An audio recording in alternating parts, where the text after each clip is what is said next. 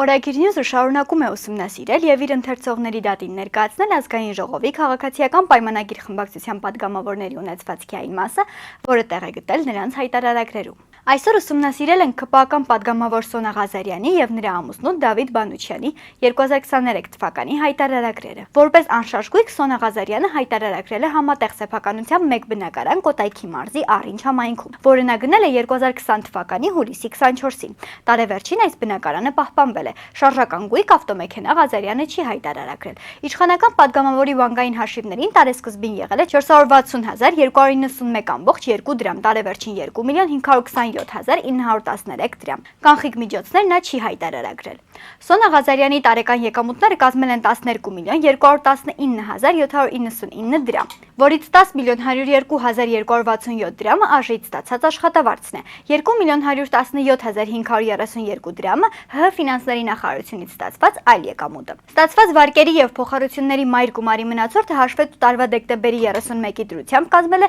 24,333,037,2 դրամ։ Ղազարյանի ամուսինը Դավիթ Բանուչյանը որպես անշարժ գույք հայտարարագրել է իր կնոջ հայտարարագրած բնակարանը Առինջում, որին տիրապետում է համատեղ սեփականությամբ։ Որպես շարժական գույք նա հայտարարագրել է 2015 թվականի արտադրության Mazda Magnishia ավտոմեքենա, որը նա գնել է 2021 թվականի օգոստոսի 25-ին։ Վերջինիս բանկային հաշիվները տարեվերջին եղել են 200,003 դրամ։ Բացի այդ նա ունեցել է 8,000 դրամ կանխիկ գումար, որը տարեվերջին շեշտակի աճել է, կազմելով 7,850,000 դրամ։ Բանուչյանի տարեկան եկամուտները կազմել են 18,418,757 դրամ, որից 10,517,312 դրամը հանրային հեռուստաընկերությունից, 2,973,300 եւ 2,750,675 դրամը Հայաստանի համահայկական հիմնադրամից, 1,801,000 դրամը Մեծնետ ՓԲ-ից, 120,000 դրամը ԿերասՊ-ից ստացված աշխատավարձն է, 196,470 դրամը ՀՀ